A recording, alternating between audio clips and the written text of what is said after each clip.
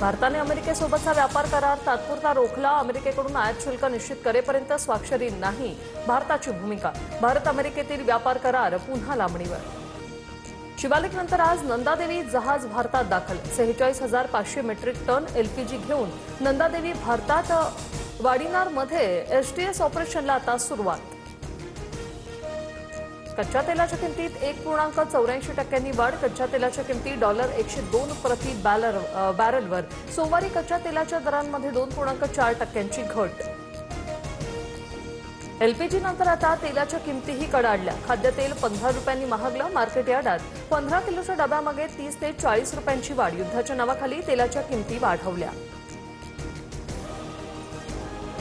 भाजप आमदार नरेंद्र मेहता यांच्या अडचणीत वाढ. 120 कोटींच्या महसूल थकबाकी प्रकरणी नरेंद्र मेहतांच्या चौकशीचं पत्र समोर. व्हायरल पत्रात मेहतांचा भूमाफिया असा उल्लेख.